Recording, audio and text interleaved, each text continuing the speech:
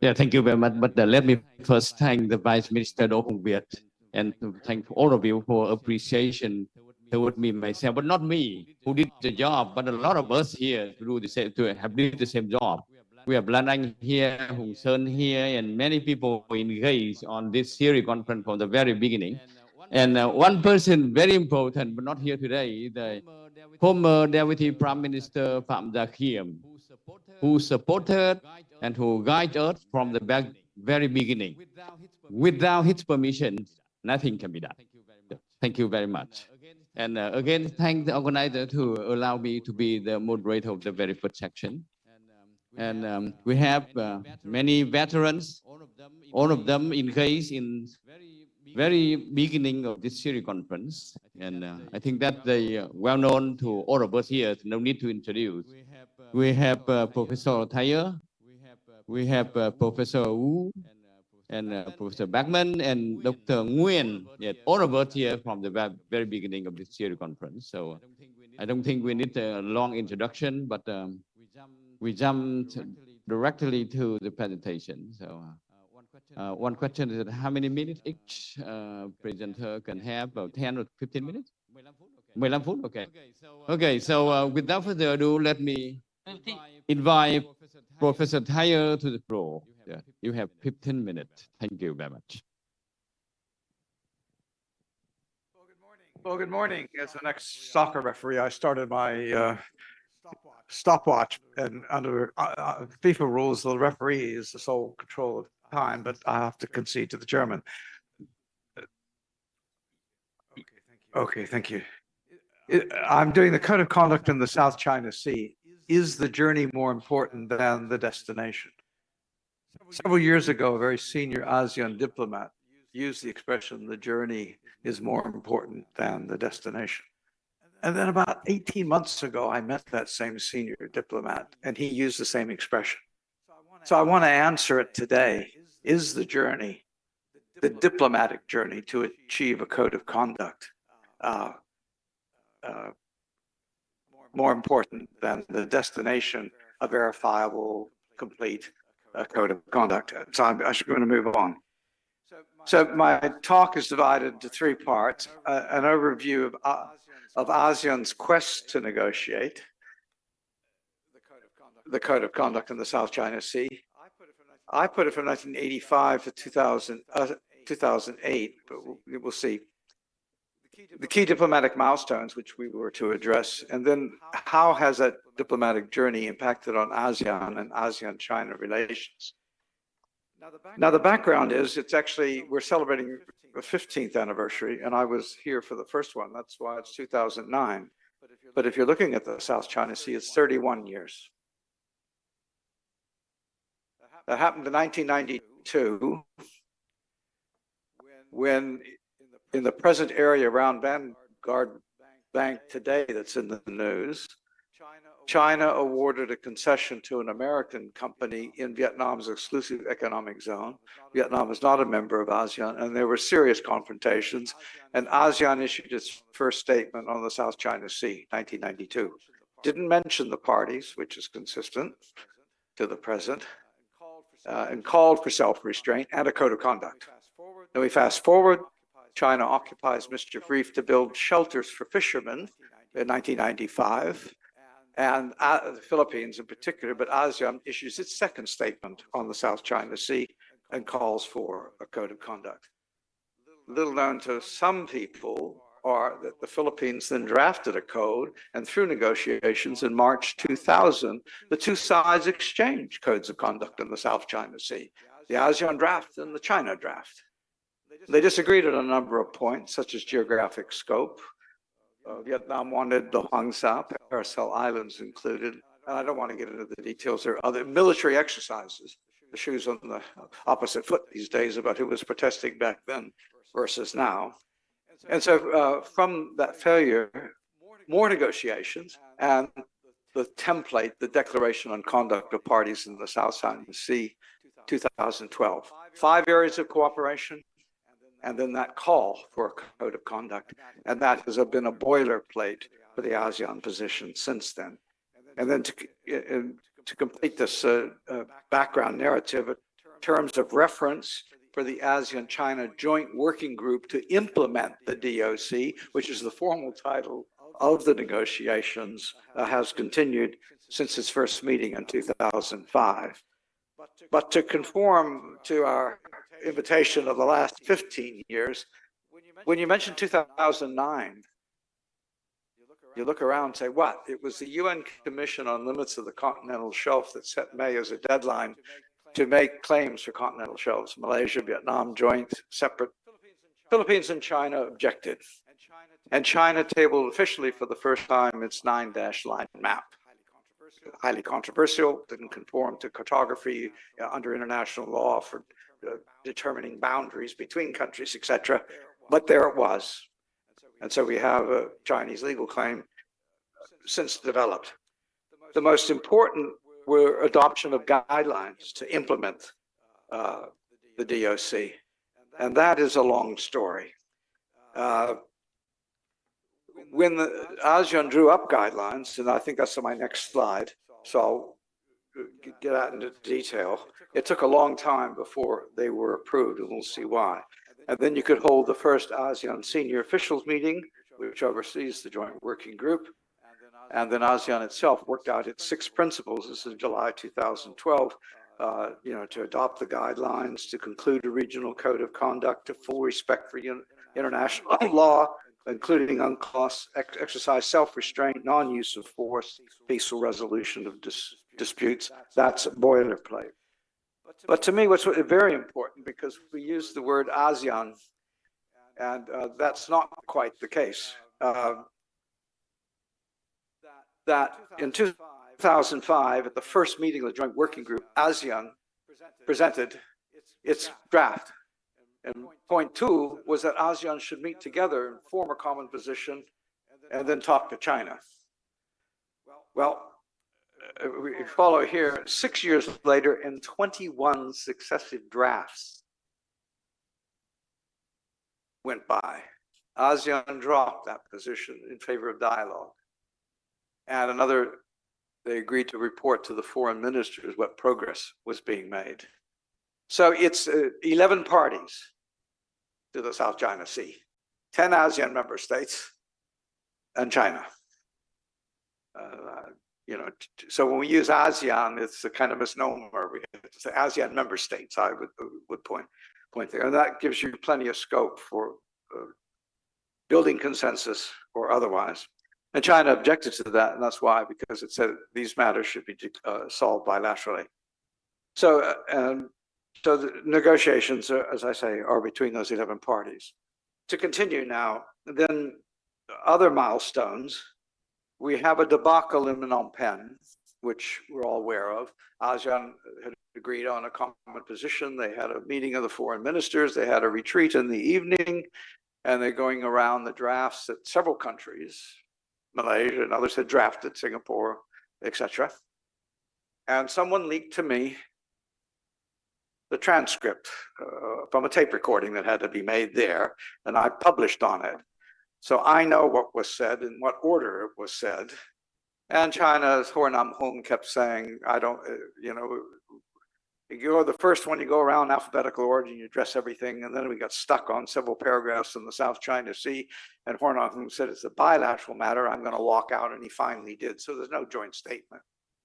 But we're here to best practices. We had the intervention of the Indonesian foreign minister, and that disarray was quickly recovered with an agreement on ASEAN consensus that Cambodia's ASEAN chair had to read. And then we begin a better progress of bit by bit making progress towards the adoption of the code for unexpected encounters at sea, which was mentioned previously, a draft framework for the negotiations themselves. And in the background, Philippines unilaterally lodged its claims under the UN Convention for Arbitral Tribunal hearings from 2013, 2016. It was a kind of an orphan in ASEAN because all during this period, and once the decision was made, nobody dared refer to it because of heaviness and Chinese criticism that was going. But to look at more milestones, we get a framework of the code of conduct, very simple, ABC. I always say it's like having a child. Daddy, I've got to write an essay at school. What do? You say you have a beginning, a middle part, and a conclusion. And that's what the framework is. It's a very short document. But the major accomplishment, August 2018, is that 9 parties, Laos and Myanmar, did not submit, independently put their national positions down into a single draft code of conduct in the South China Sea negotiating text. I was leaked a copy, and I was in telephone communication once ASEAN officially announced it to make sure that I had the right thing, and I wrote about it. And we can see some of the, towards the end of my talk, some of the sticking points that exist there. So to continue with the milestones, then the COVID pandemic hits, and face-to-face meetings are impossible. And Indonesia really pushed strongly, saying you've got to have face-to-face meetings because they add value to the diplomacy, not just talking each other on the screens kind of things. And then we began, as recovery begins, to have that joint working group on the DOC begin to meet more regularly. The 36, 37, 38 in the 1 year period. And then we have I should have said in 2018, when the single draft was released, it was supposed to go through 3 readings. In 2019, they had 1. Now they've had the 2nd. Back then, China said we should accomplish this in 3 years. That would be 2021. And ASEAN said the deadline was supposed to be by consensus. But now we're at a putative deadline of another 3 years under Indonesia's chairmanship. So at the 20th ASEAN-China Summit in May, we now have agreement on that putative deadline. And under Indonesia, the guidelines for accelerating an early conclusion of an effective code of conduct in the South China Sea by having more meetings. So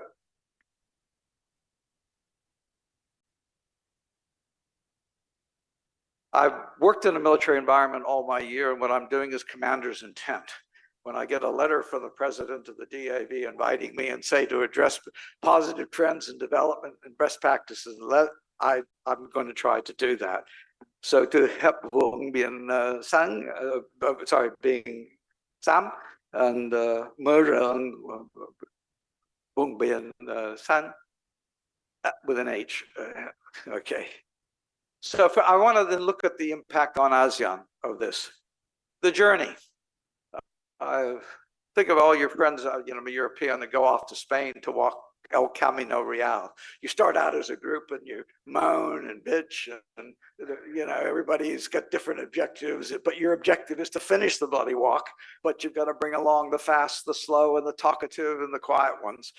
So that's what's happening with ASEAN. And what I'm going to argue is this bit of socialization has occurred, and that the separate bunch of pilgrims at the beginning is now a bit more unified than it was. They've socialized. And also during this process, remember, ASEAN isn't static. Vietnam was the 6th member. It adds Cambodia. It adds Laos. Myanmar and Laos. And then it adds Myanmar during this period of time. Then ASEAN recovered from the debacle in Phnom Penh, where the chairman could prevent consensus. And I indicated the role of Indonesia in that. Then during COVID, we have Vietnam taking the lead as chair and getting at least virtual meetings to bring ASEAN forward as ASEAN chair across a lot of issues, but not letting the South China Sea disappear. Over time, the role of the chair, and if I don't mention certain countries, I apologize, but under Malaysia's chairmanship many years ago, they developed in the chairman's statement, some countries, let's bring in and put in our communique the views that we have a variety of opinions. And some countries are concerned about actions that may impact on regional security. So the role of the ASEAN chair can be important. Vietnam, promoting the face-to-face meetings. And Indonesia's current intervention of getting the guidelines, of getting a putative deadline. And then you have the role of country coordinator. And Thailand here was key when it changed some of the wording in documents to soften it, to get a working group and other meetings along the way. So ASEAN chair and ASEAN country coordinator. And then recently I attended a conference sponsored by the EU delegation in Jakarta, and a former Thai foreign minister was arguing that countries, and specifically both in public and in private, singled out Vietnam should play a stronger role in shaping ASEAN's position towards the negotiations and the code of conduct. So I'm under a minute. Now, if we look at the impact on relations with China, if we go to that special meeting where Singapore was the country coordinator and they chaired in Kunming, there was an agreed media statement which wasn't released because disarray. But that statement, having welcomed all the positive developments, said, but we also cannot ignore what is happening in the South China Sea, as it is an important issue in the relations and cooperation between ASEAN and China. This is the context which the special ASEAN-China foreign meeting was held today. Up until then, China kept saying it's bilateral. Here you had a statement, now it's not official because it was scuttled, but had been released independently after the meeting by several countries, Philippines, Malaysia, Vietnam, in particular, that says this is an issue between ASEAN as a group and ourselves. I'm told that the meetings of the joint working group have gotten more sharper and pointed about the issues that are being put on the table. So stronger positions in these face-to-face meetings. I also mentioned the guidelines to speed up negotiations from 4 to 6 meetings a year and the aspirational deadline. And I'm told that because of the step up, more and more specialized groups are now contributing to the process. So subject matter experts, not just diplomats, are contributing it. And as a result, the journey, ASEAN members can continually engage with China on the issue that confronts the littoral states. And without it, it wouldn't have that venue. And China then has to listen and respond times up to that. So is the journey more important than the destination? Here are the gray areas that need to be illuminated. What scope should the code of conduct have? What its legal status should be? How you resolve disputes when they arise over the interpretation or application of the code? How do you enforce it? And what's the role of third parties? Can they sign a protocol? Can they help in the resource development of the region? And China's submission says no. Can they conduct military exercises in the region? Well, give notice so someone can object. Those are the areas that lead to illumination. Thank you, Mr. Chairman.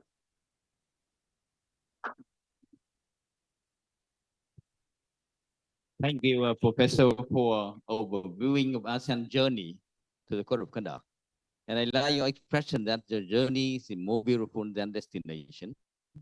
But also like your suggestion for and recommendation for ASEAN to achieve the destination. But the missing link here is that how this series conference impact on the ASEAN journey to COC. And I hope that you can elaborate further. And among our participants here, I see many veterans ASEAN in track 1, including some former SOM leaders. It is more secret. Okay, thank you, Professor. My next speaker, I would like to invite Professor Wu. The floor is yours.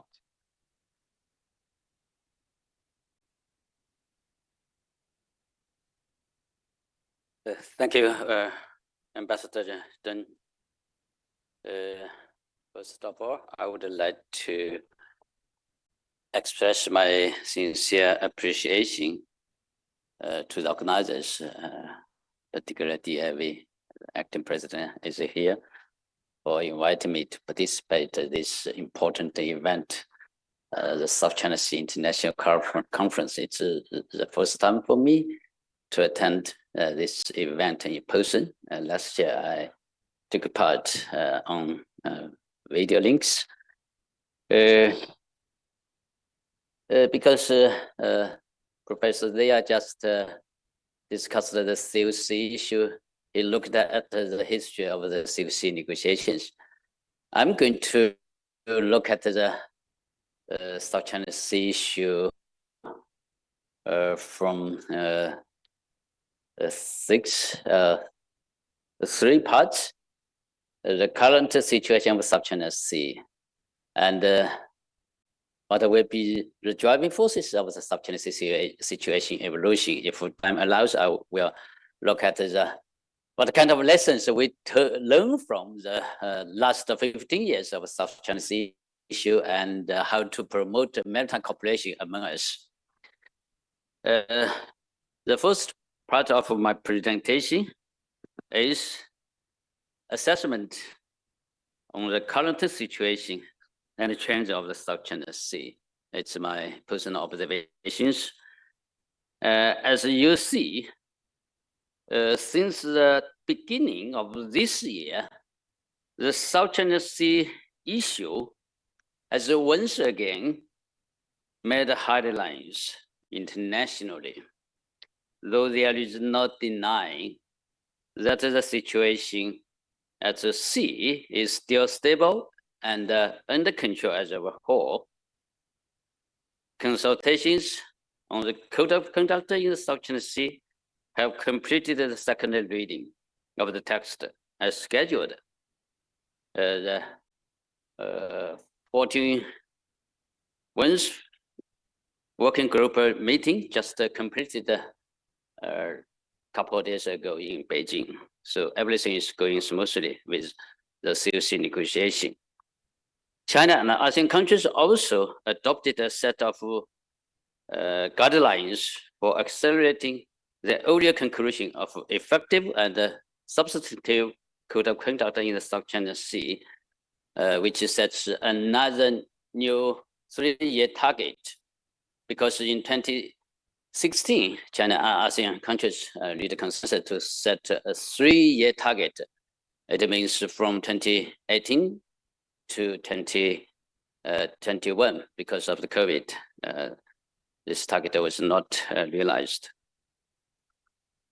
At the bilateral level, China and Foreign Ministry Chinese Foreign Ministry has set up emergency hotlines with its counterparts, both with Vietnam and the Philippines, and conducted a fruitful dialogue, laying a foundation for stabilizing South China Sea. Meanwhile, we should also acknowledge some disturbing changes in the South China Sea. Number one, my observation is the US-led militarization in the South China Sea will become a biggest negative factor affecting peace and stability in the South China Sea. Some resident countries hold all kinds of military exercises and conduct closing reconnaissance in the air and at sea, and send large combat platforms there more frequently than any time after the end of the Cold War. These military operations, most of which happened in the sensitive waters areas, are clearly targeted at China. At the same time, the United States is moving fast in making military deployment in Southeast Asia and its Indo-Pacific strategy. In addition to 9 military bases, it has acquired so far under the EDCA,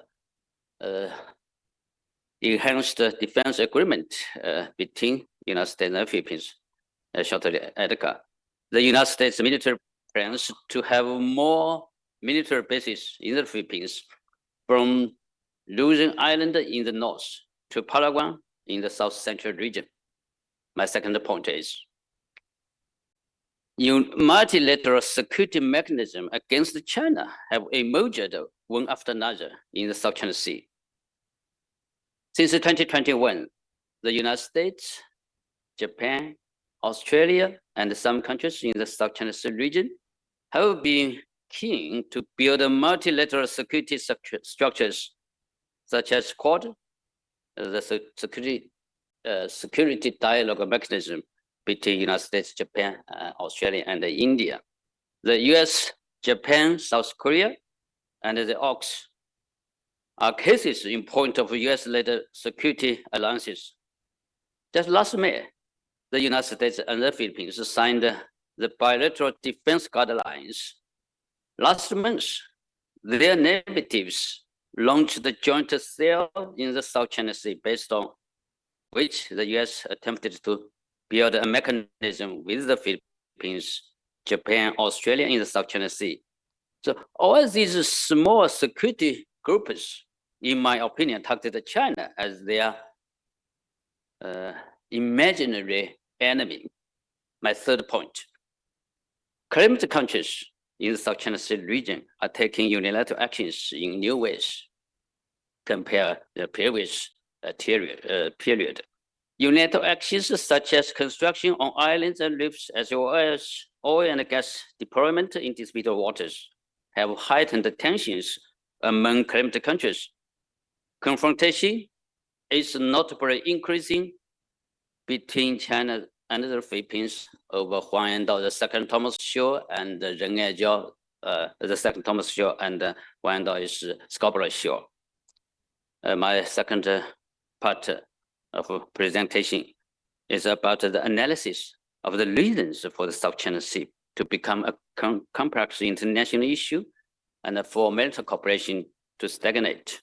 In essence, as we know, the South China Sea issue is not about contestation over territory or resources or concern. So now the South China Sea become, a problem internationally. So the South China Sea is not about territory, sovereignty, and maritime jurisdiction among claimed states. So the main reasons for the disputes to become serious and the international issues are as follows.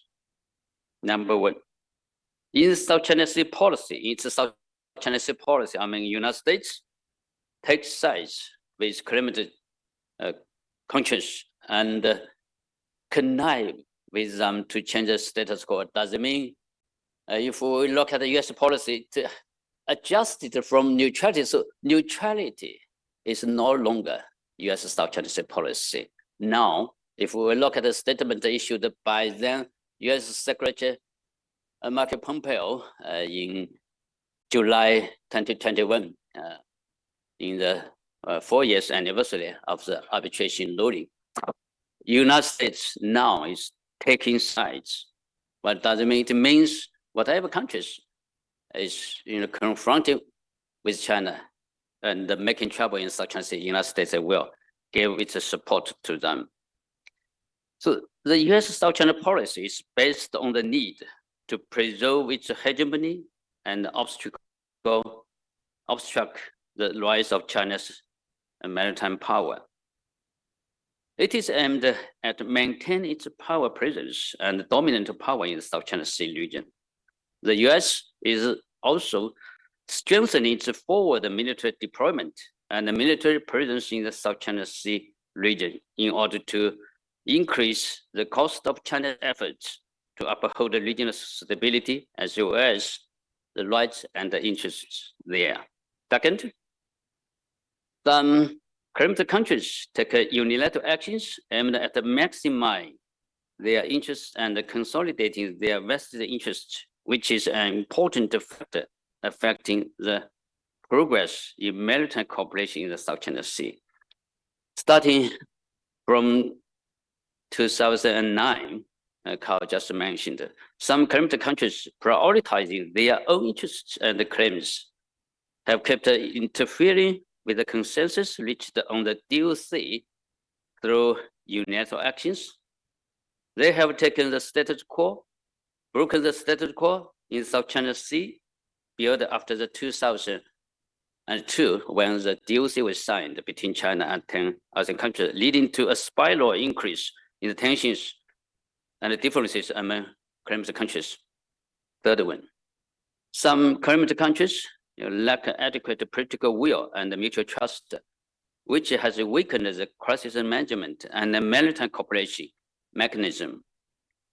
Since the 1990s, China and ASEAN countries have been exploring establishment of practical cooperation mechanism for crisis management of practical cooperation mechanism for crisis management and the maritime affairs.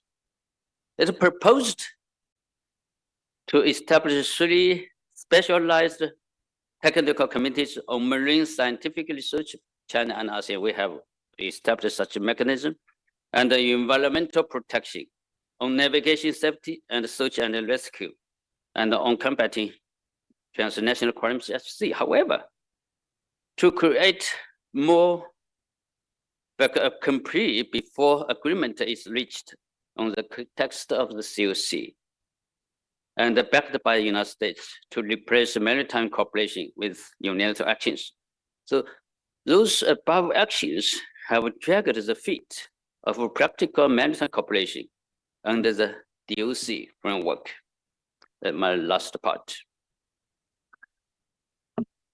Lessons, what kind of lessons we can learn from the past 15 years of the South China Sea issue, and how to promote maritime cooperation between China and ASEAN countries. My first suggestion is removing the interference of external factors is the only way, only choice, if we are to realize long-term peace and stability in the South China Sea. At the end of the day, it calls for China and ASEAN countries themselves to protect the South China Sea, the shared home of little states in the region.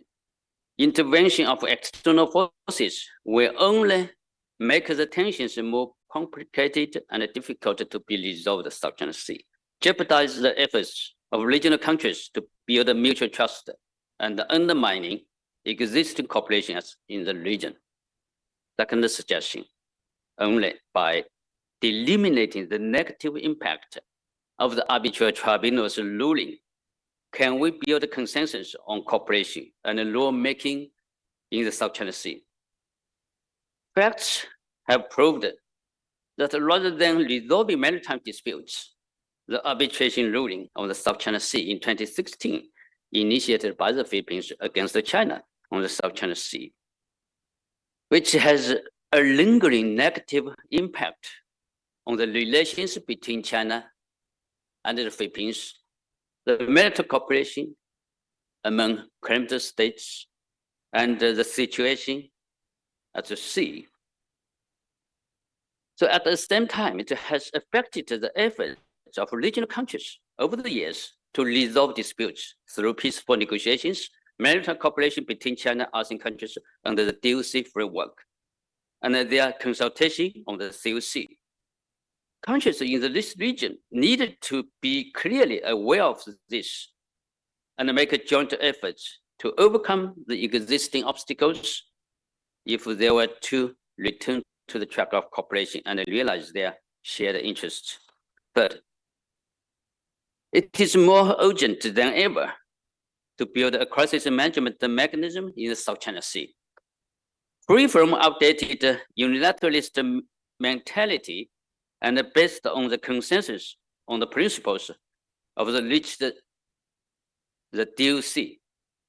Claimant countries needed to seize the opportunity of the COC negotiation and establish and improve multilateral crisis management mechanism in response, such as control of uninhabited islands and reefs, as well as patrol and control of disputed waters.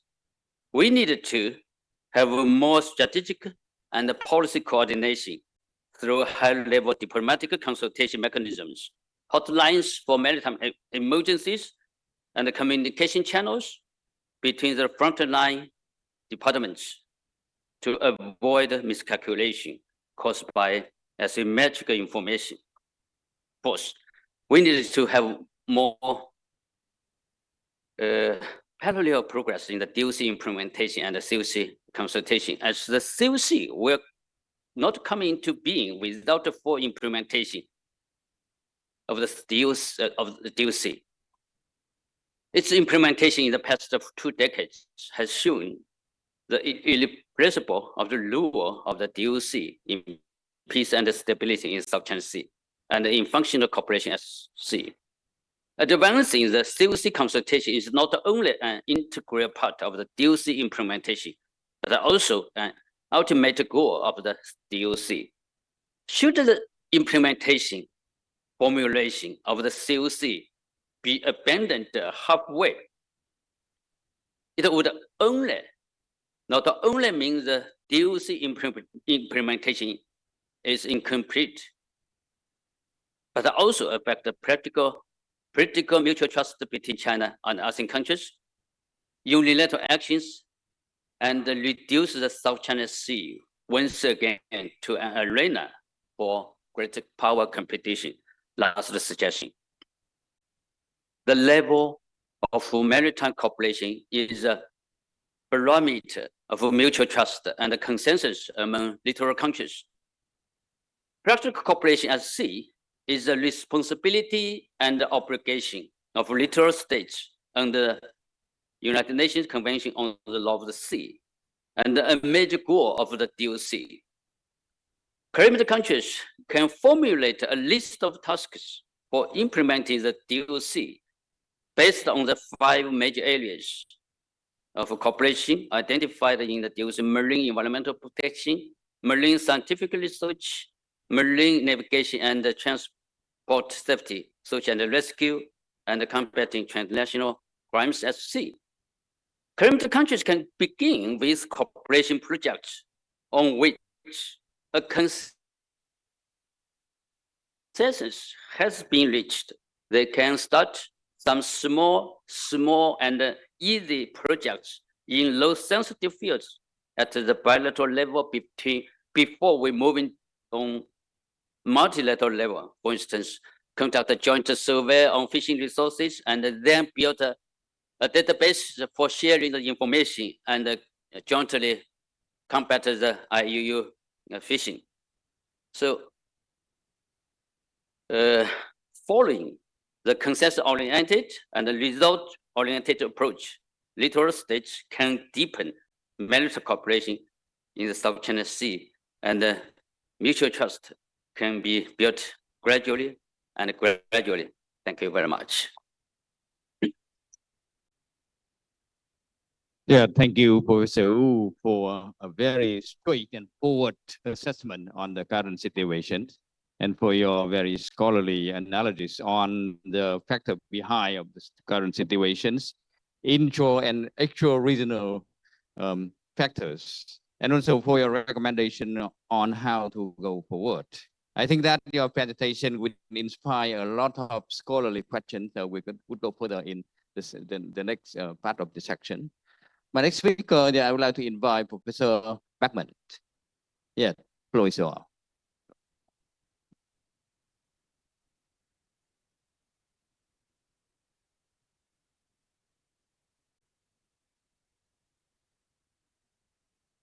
Okay, good morning, everybody. I'd like to thank the sponsors for once again inviting me to participate in this very important conference. I will be using a PowerPoint presentation, so hopefully you can follow. I'm going to be speaking on international law governing maritime claims and how it's been clarified in the last 15 years. Part 1, I'm talking about how the maritime claims in the South China Sea have been clarified. Back 15 years ago, we could look at a map like this and see the paracels in the north and the Spratlys in the south, but we really didn't know how international law of the sea was going to be applied to these areas. And again, we had occupied features in the Spratly Islands. Those in red, if you can see, were occupied by China, green in the Philippines, purple by Vietnam. Taiwan has the dark blue one in the middle, Ituava. And then to the south, those in orange were occupied by Malaysia. Now, the Law of the Sea Convention does not have any provisions on how you determine who has a better claim to sovereignty over territory. But fact of these occupied features, of course, was a matter of great concern. As far as maritime claims go, we know that everybody claimed sovereignty over the offshore islands, but we did not know 15 years ago whether any of the Southeast Asian countries were going to claim a maritime zone from the islands that they occupy. And this was not clear until 2009, when the Commission on the Limits of the Continental Shelf said, if you're going to claim a maritime zone of the shelf beyond 200 miles, you must submit information which shows us where your 200-mile economic zone claim is. And they put in May 2009 as a deadline by which states had to submit at least preliminary information to the CLCS, Commission on the Limits of the Continental Shelf, as to whether they were going to make an extended continental shelf claim. And what happened then is on 6 May 2009, Malaysia and Vietnam made a joint submission to the CLCS, and Vietnam made a separate submission, in which for the first time, they showed their economic zone claim. And the economic zone was measured only in the case of Philippines from their archipelagic baselines, in the case of Vietnam from their southern coast, from the baselines along their southern coast. In other words, they were not claiming an economic zone from any of the offshore features which they occupied or claimed sovereignty over.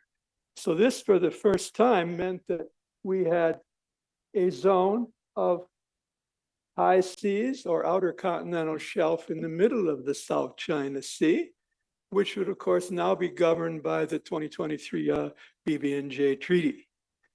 And most of the resources, as you can see, in the southern part of the South China Sea would fall within their economic zone claims of the bordering states, either Malaysia, Philippines, and Brunei to the south, or to the east, and Vietnam to the west, and even Indonesia to the southern part.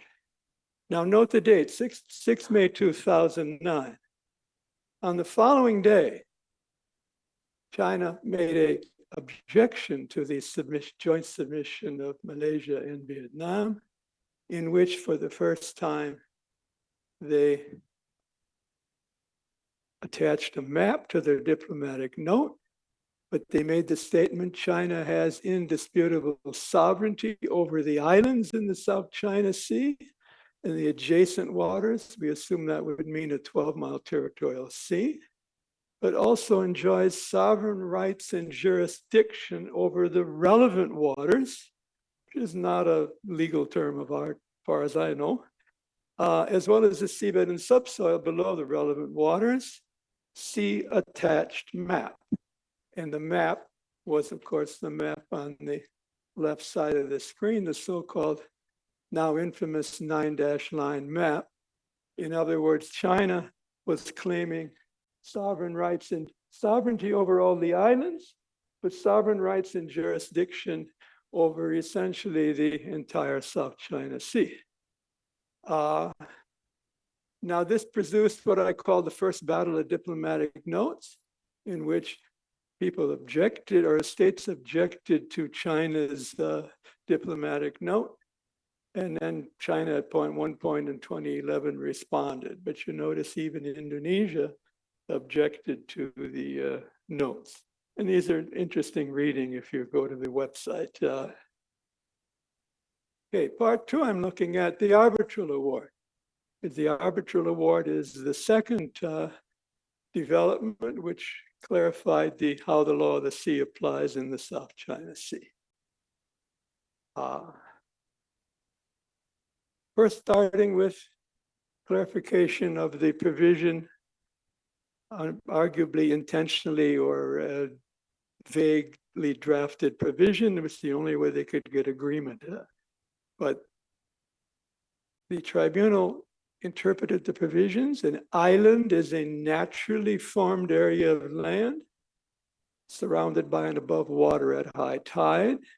The normal rule for islands is they're entitled to all of the maritime zones, including an economic zone and continental shelf.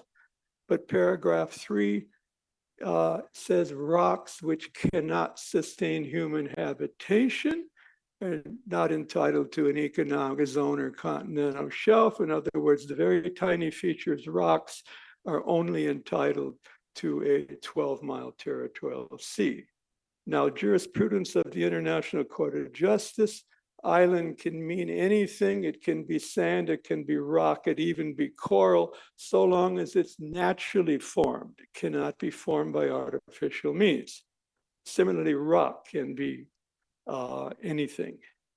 Now, a low tide elevation, as the name suggests, is above water at low tide, but submerged at high tide. A low tide elevation is not entitled to a 12-mile territorial sea or any maritime zones of its own. If it's within 12 nautical miles of an island, it can be used as a base point in measuring the maritime zone from the island. Now, islands and rocks, the arbitral tribunal looked at the disputed features in the Spratly Islands, and it concluded none of them were islands entitled to an economic zone or continental shelf of their own. Several of the largest features were rocks entitled to a 12 nautical mile territorial sea.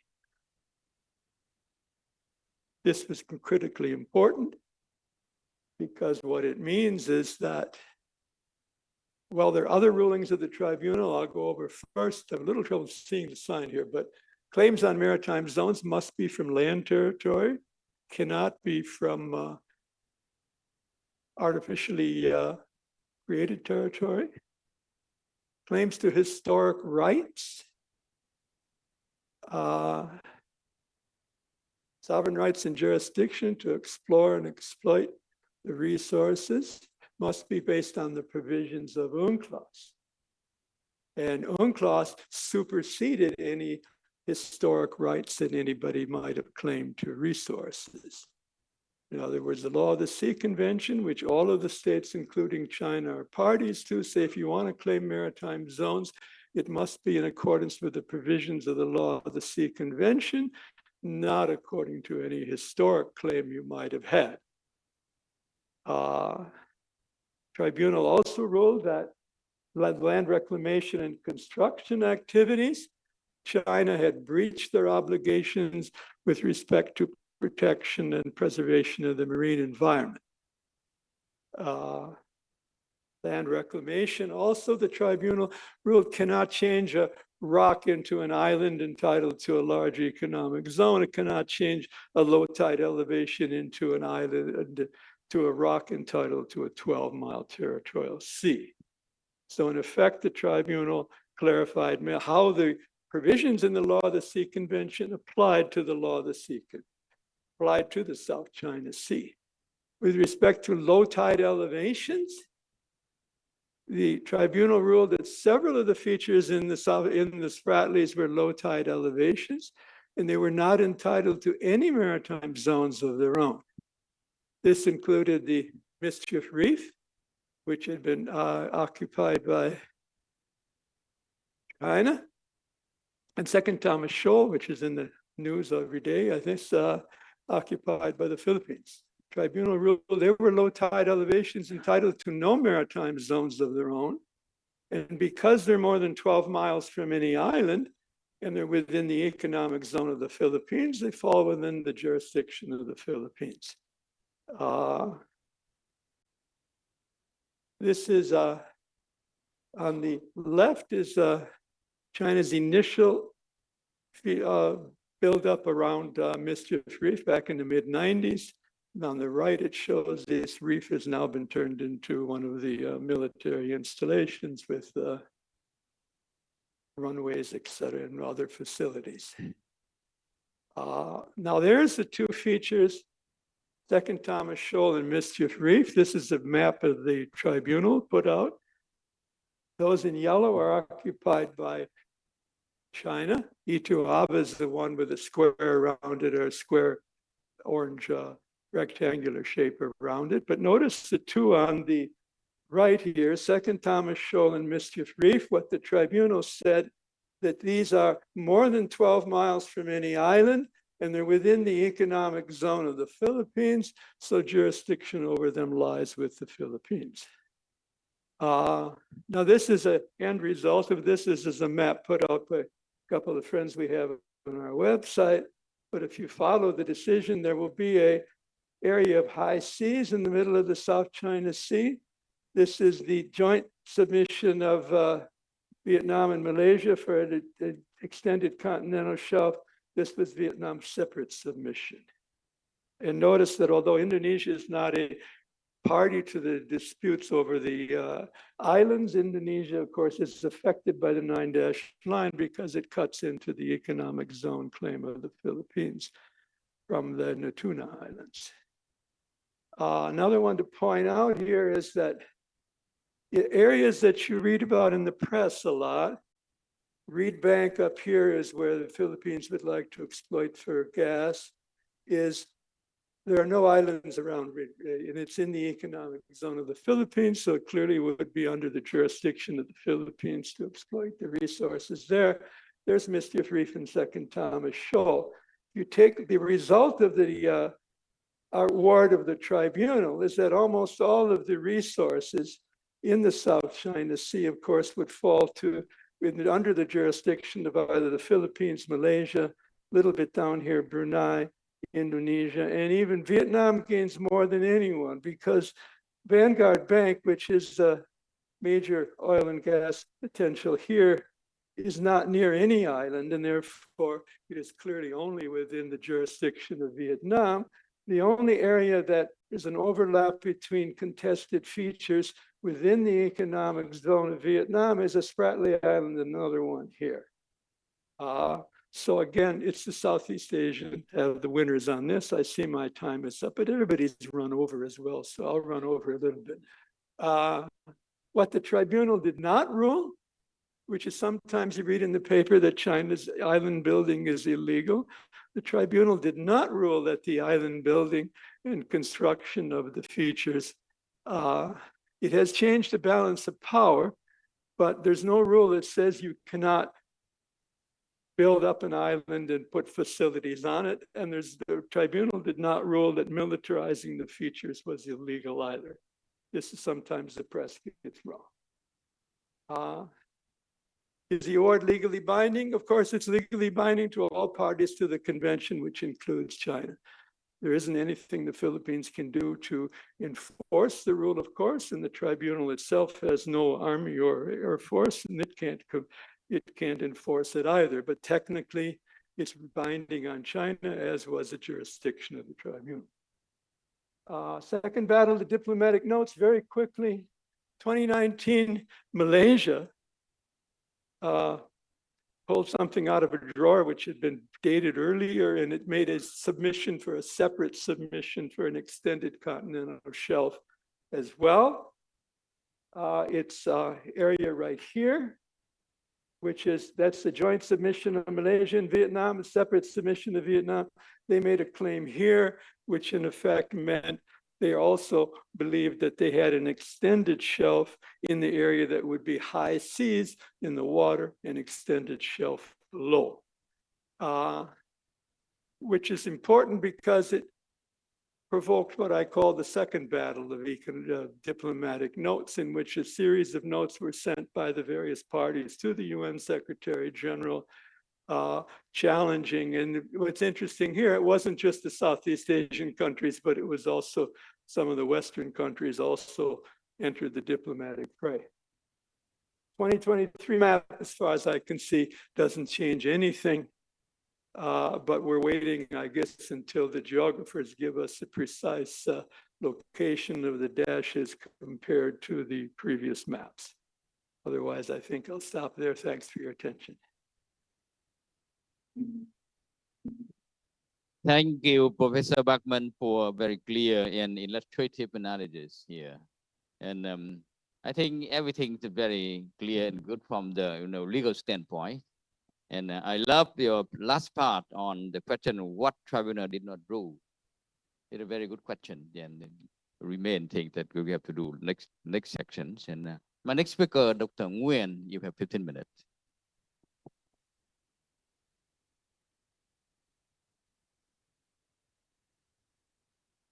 Well, thank you very much, Ambassador Kui. What I'm going to do is I'm going to wind back 15 years of this conference and review what had happened in the South China Sea. And I'm going to do that in 15 minutes. So this was how the conference room looked like back then, 2009, the same crowd, but we were talking more or less, well, by and large, at different topics. How the South China Sea looked like back then. Now, the South China Sea back then was perceived by many primarily as a bilateral disputes or different sets of bilateral disputes between certain claimants and China or between the claimants themselves. Nobody had thought back then that the South China Sea was an international issue. ASEAN, for certain, was not much interested in the South China Sea at all. If one country tried to bring the South China Sea disputes onto the ASEAN agenda, they'd be looked at like a spoiler of the ASEAN cooperation, and it certainly was not a welcome topic of discussion. The COC back then was nowhere in sight. All they were talking about was the DOC, and all they were talking about within the DOC was how to promote confidence building and cooperation, not much talk about how to exercise restraint or how to prevent incidents. And all of those, while China officially announced the 9-dash line at the UN, and US Secretary of State Hillary Clinton was announcing that the US is back into the region and that the US has national interest on the South China Sea. So that was the recap of the South China Sea in 2009. What has changed then? Now, the perception of the contestation of the South China Sea has changed. Is it a contestation over the rocks? Is it contestation over the resources or over rules? And gradually, as you have properly recognized, the perception is now that the contestation is not just about the rocks, it's more about the resources. But then on top of the rocks and the resources, there's huge and bigger contestation over rules. What are the governing rules of the disputes in the South China Sea? Who has the right to interpret it and in what ways? I think that is the perception of the contestation now. And because the contestation perception has changed, well, the party to the contestation also has changed. The disputes of the South China Sea has become a lot more multi-dimensional. It has more players into it, it has more layers into it, and it has more domains into it.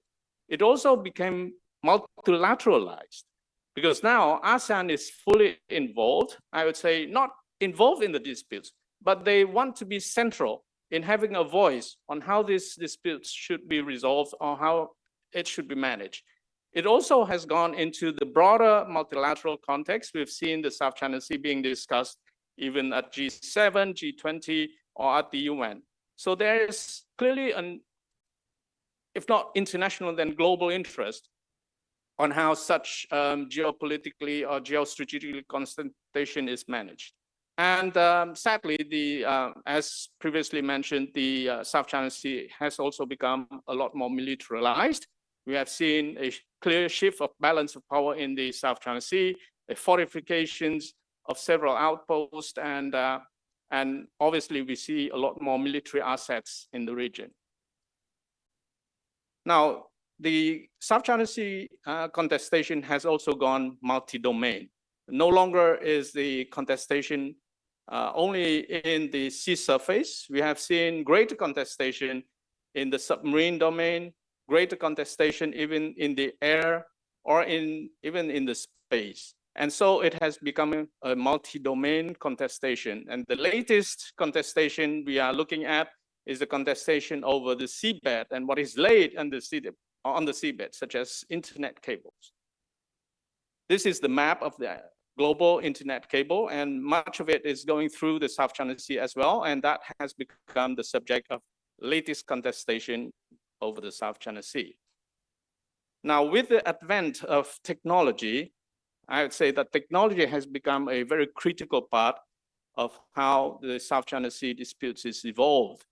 With remote sensing technology, with unmanned vehicles, with drones these days, we have seen a more transparent South China Sea environment. These days, it's very difficult to have something happen in the South China Sea without being noticed by someone.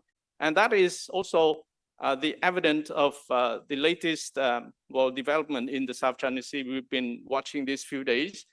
We are watching essentially live reports from what's happening in the South China Sea, and all those thanks to the advent of technology and various transparency initiatives, such as one that is run by Greg Polling here, AMTI, but also other maritime domain awareness systems is now shedding light and trying to transparentize the maritime environment. And that is the rise of open source intelligence that is really changing the landscape of the South China Sea by informing people and by getting a lot more people involved actually in having a say and having an opinion on the South China Sea. Now, we have heard how the law has become a lot clearer in the South China Sea, and because we have much better understanding of the governing rules of UNCLOS and how it applies and how it should be interpreted, we have also a lot clearer claims from several claimants. And unfortunately, because we have clearer law, there's also clearer abuse or manipulations of how the law is interpreted. And that has become the expansion of the gray zones, which is the topic of today's conference. I'll take Vietnam, for example. This was how we thought that we are entitled to claim in the South China Sea. Now, this was never an official position of Vietnam, but this was thought to be Vietnam's belief that it possesses in the South China Sea. It used to be called a pregnant woman claim. Now, Vietnam has done away with this thinking long time ago, but unfortunately, the internet still remembers. And it came up all the time when you search Vietnam claim in the South China Sea. This is actually what Vietnam claims at the moment. It's a lot more in line with international law. It's a strip of 200 nautical miles from the coastline baseline of Vietnam. So Vietnam's claims, as well as other claimants in the South China Sea, have been placing their claims much more in line with international law. And because of that, there was several cases of overlapping claims being resolved fully under the light of international law. And I can cite those between Vietnam and Indonesia recently, those between Indonesia and Malaysia, and several which are under discussion right now. There was progress in those because countries are claiming or making their claims more fully in line with international law. Now, since we are on the topic of gray zones, I'd like to highlight some of those expanding gray zones activities and where it happens. The gray zone activities, as you probably have heard of a lot in the keynotes this morning, usually happens at the interface of different domains, such as internal and externals, at the intersections between lawfulness and lawlessness, between peace and war, between the physical world and cyber world, between conventional and non-conventional means, but it's also in between the sea and the subsea submarine domains, between air and space, such as the balloon incidents that we had in the United States, even between the imaginary world of movies and the world of realities, such as what you've seen in Vietnam, in particular with the several Disney movies, such as The Abominable, which one of the scenes was taken on the slides. So these gray zones, we believe, is undermining or creating confusions or undermining the interpretation and understanding of the rule of law, and because of that, erode trust in the region. Now, with regard to incidents in South China Sea, it used to be unplanned, and therefore we have the codes for unplanned encounters. But the incidents that we are seeing today are increasingly planned. And they are even planned to the extent that there are drones in place before the incidents happen to record and video the incidents and show the incidents in different perspectives from different angles. So these types of incidents are a completely different ball game when it comes to incidents management. That is the reality that we are dealing with in the South China Sea. So I'm only citing some of the developments which I thought are important over the past 15 years. Obviously, it's non-exhaustive and you can add onto it. But these have been the fundamental changes that we've seen over the past 15 years. So the lessons that we've learned, at least what Vietnam has learned, is that when countries try to interpret and try to implement international law in a faithful manner, you have a better chance to cooperate and to talk to your neighbor and to resolve overlapping claims. I think that's the best lessons that we can draw from the last 15 years. But the developments also indicate certain other implications that we need to be aware of in the future of the South China Sea. The South China Sea obviously has become an international issue, not because any country is trying to internationalize it, but it obviously is receiving a lot of international attention because of its international implications. And this was pointed out by my previous panelists. The risk of incidents is increasing. It's going to be higher because of the higher involvement of different stakeholders, because of the nature of the assets that are involved in those incidents. And the incidents once happen, we fear that the incidents can very quickly escalate and become an international crisis. Why is it so? Because the sea space is very transparent now, and everybody can see it. There's going to be a tremendous pressure on the different governments involved, or even on the governments not involved, to express an opinion or to act on such an incident. And the pressure on the governments by its domestic audience is also going to be very high. And therefore, incidents are going to be a lot harder to manage and a lot harder to control when it is erupted. So I thought that it's very important and it's very timely for the code of conduct to be advanced, to be negotiated, because the code of conduct, as it is framed now, is going to be primarily an instrument for incident management and risk reduction. But I also believe that the code of conduct in the South China Sea is not going to be enough to manage all incidences or to manage what's emerging in the strategic domains of the Indo-Pacific. We probably will need a much larger or broader code in order to handle all sort of possible incidents that are involving a lot broader type of stakeholders and in a lot broader maritime domains, not just in the South China Sea, but possibly in the seas of Southeast Asia or even in the seas of the Indo-Pacific. We probably will need a type of code that is going to be able to handle more types of incidents and in more futuristic scenarios, such as the involvement of autonomous vehicles or something else that we do not yet know right now. So I'll leave you with that, and thank you for your attention. Thank you, Dr. Nguyen, for your presentation. It's like a summing up of a section already. And you make a kind of connection between, changing in the South China Sea and our scholarly discussion on the series of conferences since the last 15 years. But before open the floor, I would like to ask the organizer to extend about 10 more minutes for this section because we started very late. Okay. So now floor is open and I will take question from 3 participants at a time, 3 at a time. So please identify yourselves, make your comment and question clear and to the point. And I see George Pauling, Dr. Tao, and Dr. Carr. Okay, George. Yu Hong Song for the shout out. Questions for Dr. Wu. You opened your presentation by noting. Okay. You opened your presentation by noting that the South China Sea is back in the news this year because of the monthly tensions between China and the Philippines. But by my count, you only referenced the Philippines 7 times, 4 of them in reference to US basing. You talked about the US 20 times. And you made clear that in China's mind, the disputes aren't about sovereignty disputes, they're about the US.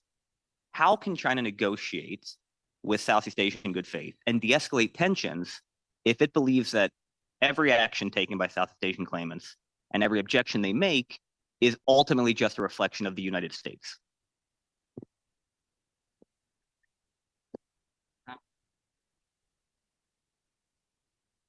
Well, thank panelists for the interesting and useful presentation. From your speech, I noticed that there are 2 contradiction approaches. Dr. Ngusiton says that the situation in the South China Sea is stable after 15 years due to the effort of China and ASEAN countries. Dr. Nguyen says that risks are very high now. Taking a note on the new recent incident 3 days before on 22 October at the second tomato show. So that some foreign observer mentioned about the possibility of the foreign intervention in the South China Sea based on the mutual defense agreement between US and the Philippines. So I have 2 questions. One addressed to Dr. Ngositon and another to Professor Kaktayo. So that for Dr. Ngositon, how do we think about the possibility of the obligation of the mutual defense agreement between US and the Philippines in the South China Sea? And for Professor Kaktayo, and how do you comment on the on the impact of this incident on the COC negotiation process? Thank you. Thank you, Dr. Nguyen and Dr. Anka. Okay. Thank you very much, panelists, for your very interesting presentation. And I have one question to Dr. Shikun.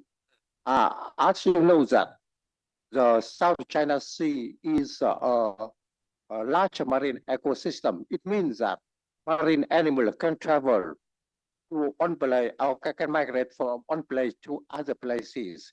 And also pollutants can be transported all over the sea. And especially the plastic waste.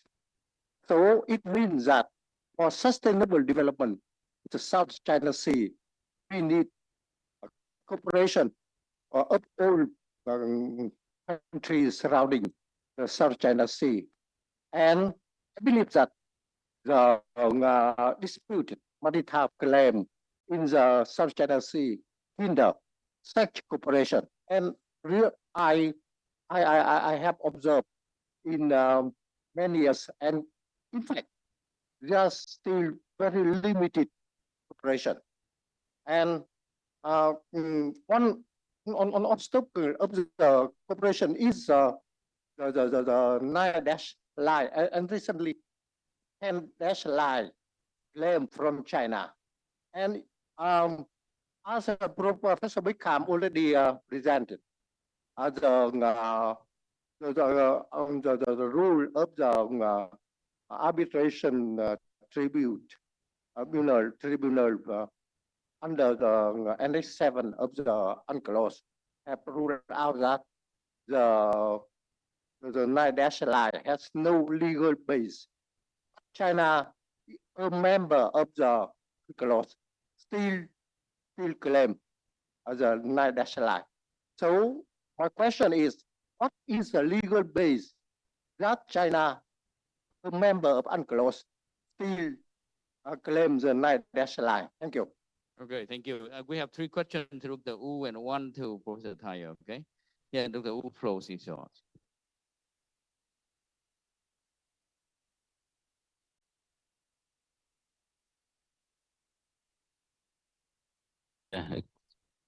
Greg, about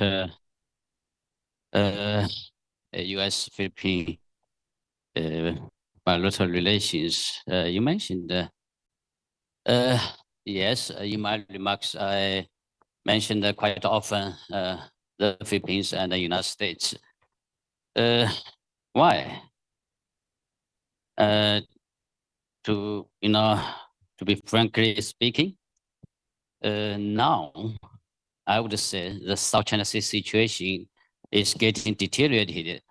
The main trouble maker is the Philippines, particularly U.S.-Philippine allies, military corporations.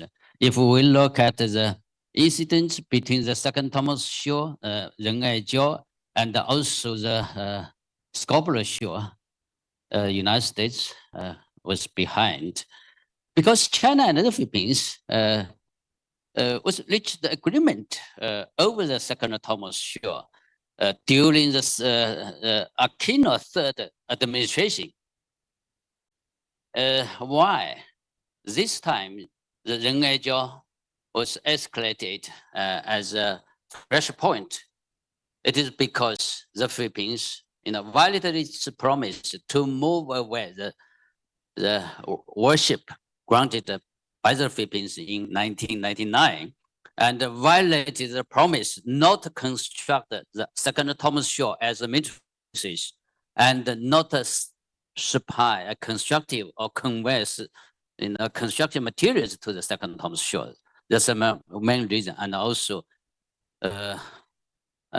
United States, gave its military support or support diplomatically, politically, even militarily. So that's the main reason why I mentioned the Philippines and the United States.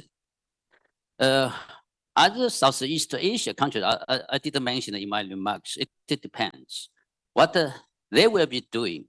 If the activities, unilateral activities, conducted by other claimant states in the South China Sea region, if they violated the DOC provisions, if it is not conducive to the COC consultation, if it is violated the consensus reached by China and those countries, I think China will take countermeasures to uphold the peace and stability in the South China Sea region.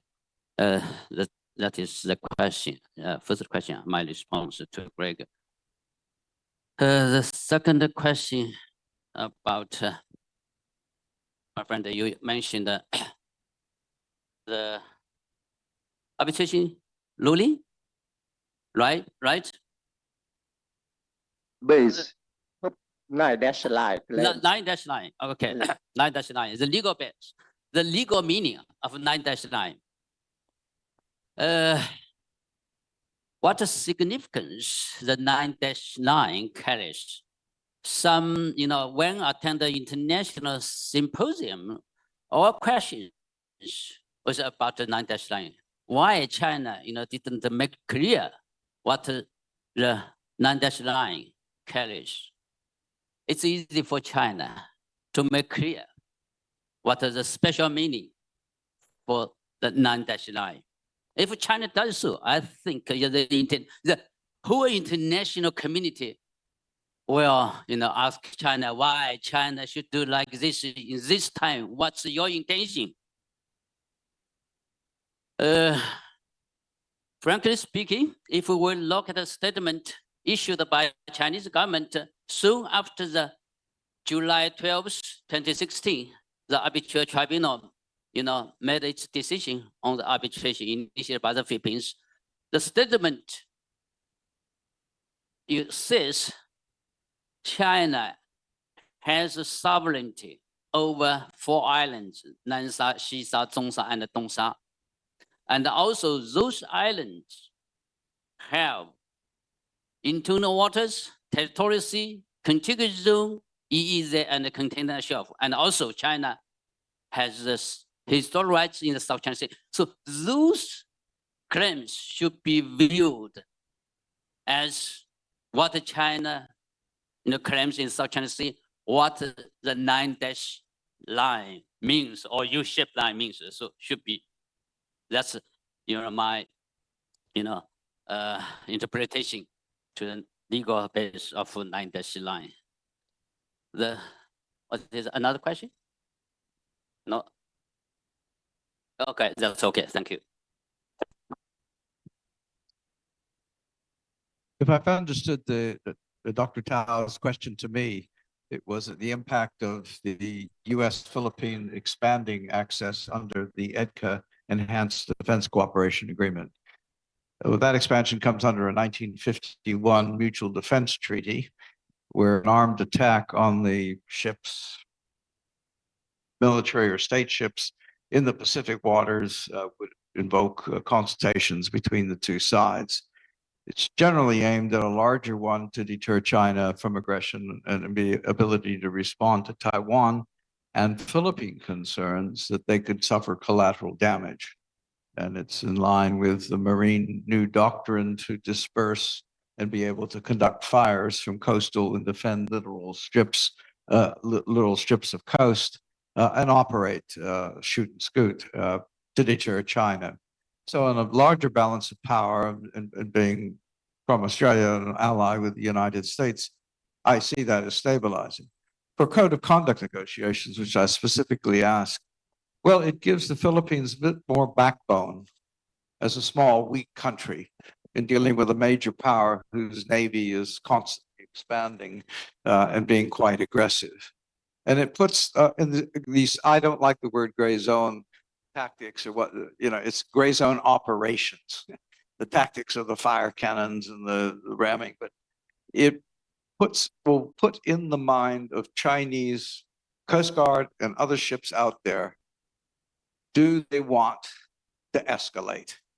As the Philippines builds up its capacity to resupply Second Thomas Shoal with escorts, where other countries may join the Philippines in exercising. And so, presenting China with a fact of life, you can't bully your way in dealing with the Philippines.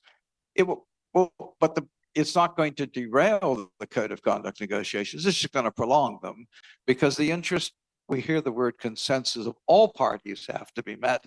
And that includes the Philippines has interests that have to be met, and that's not to be bullied, and to have the arbitral award enforced immediately, not subject to appeal, which it hasn't been. Thank you. Okay.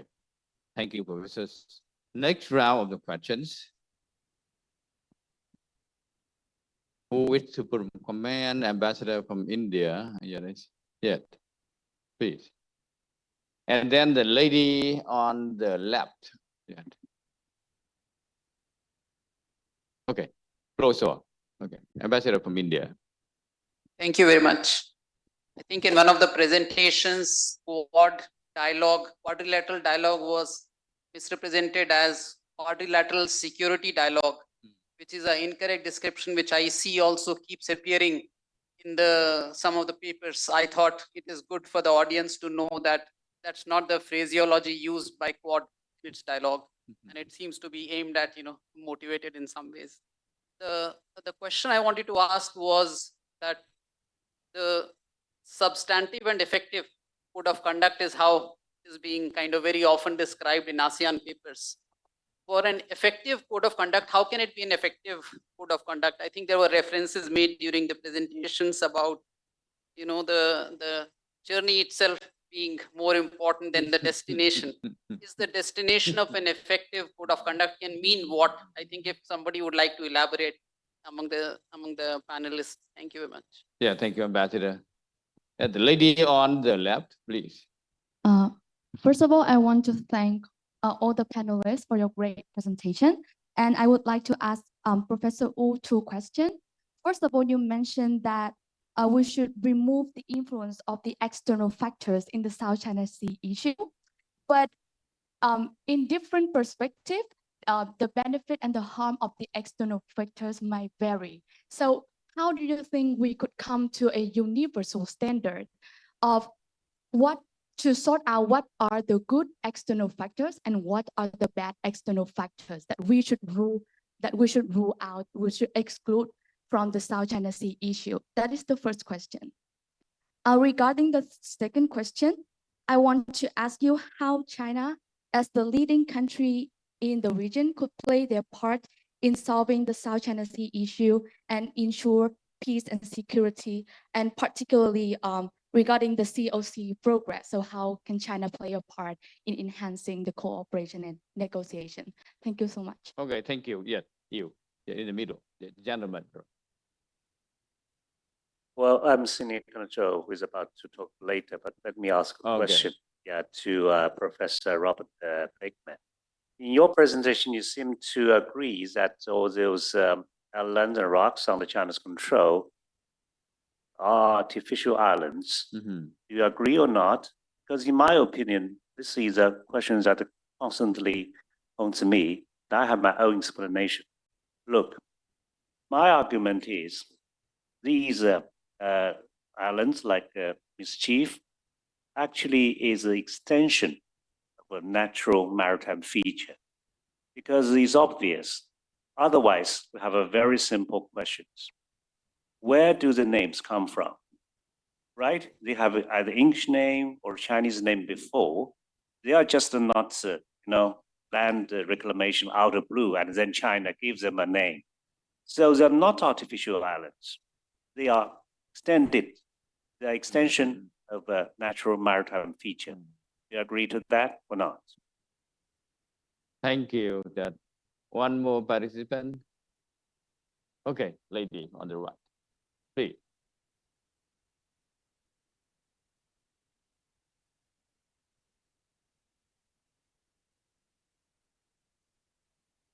Thank you very much. It's from the International Committee of the Red Cross here. Thanks a lot for inviting us, and thank you very much for the presentations. Two quick questions, if possible. We hear a lot about military exercises. Mr. Wu spoke about crisis management. In the framework of the code of conduct or beyond and outside that, are humanitarian considerations taken into account, and if so, how? There's a lot of security discourses, but little content around that. The second question is more of a comment, but I'd like perhaps some of the speakers to elaborate on that.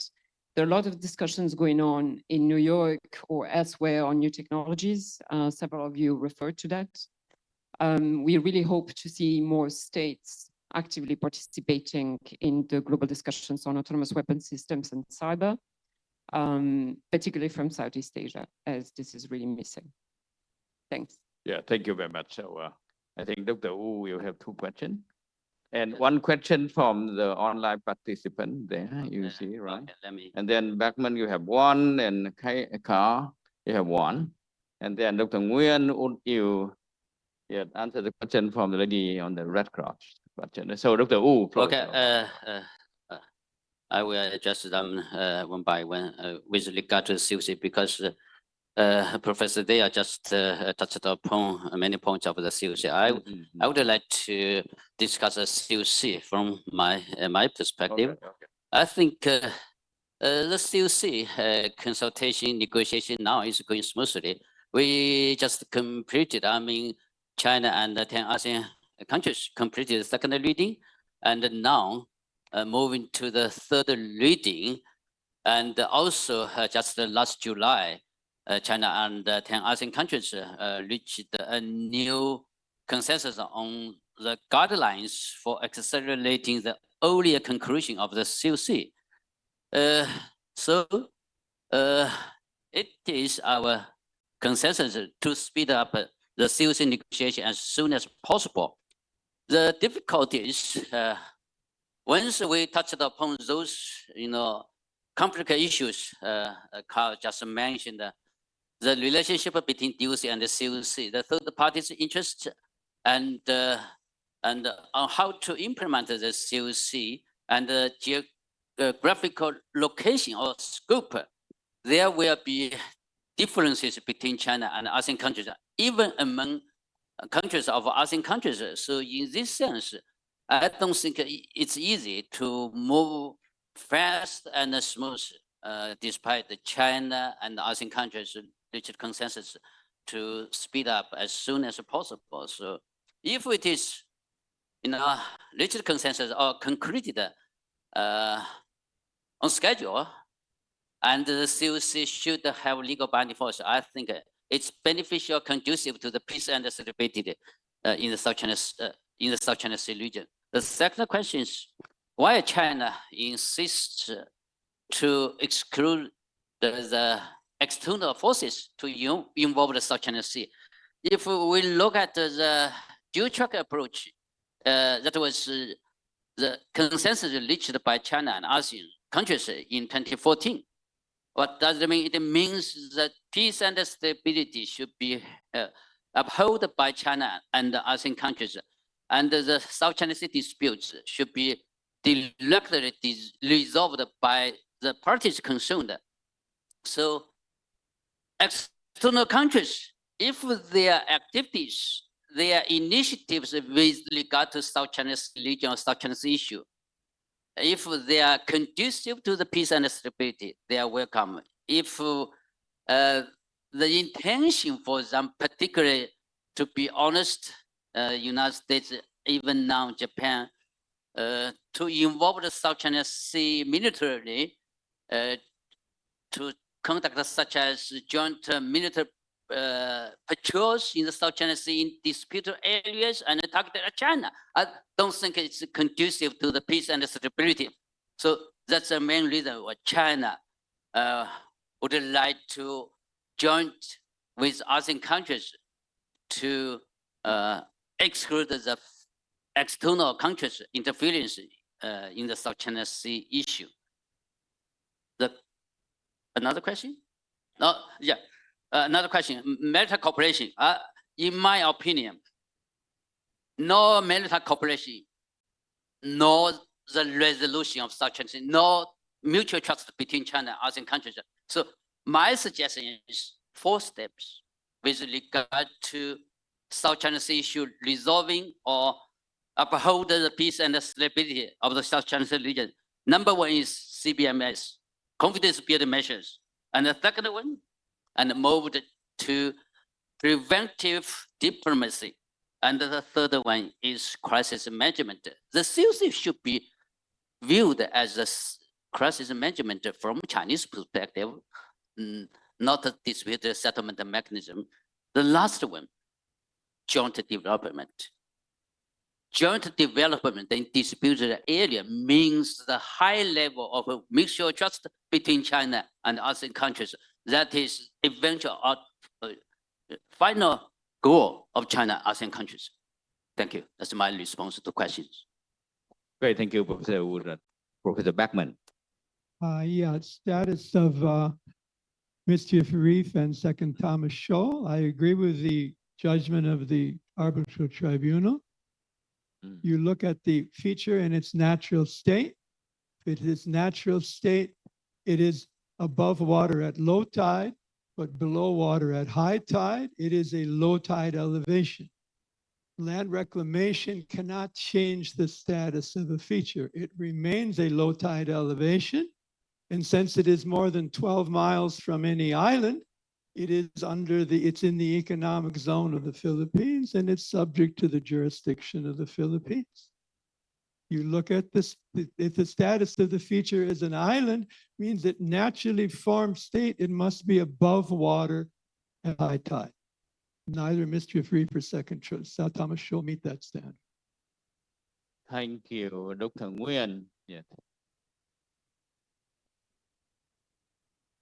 Yes, I think the role of new technologies, disruptive technologies cannot be ignored. But I don't think the code of conduct has that element of discussion inbuilt. So I think the code of conduct, therefore, might not be the adequate framework to tackle new and emerging issues. Therefore, I thought that there has to be a broader framework or all new framework in order to be able to tackle all of this kind of technologies and their role in the maritime domains.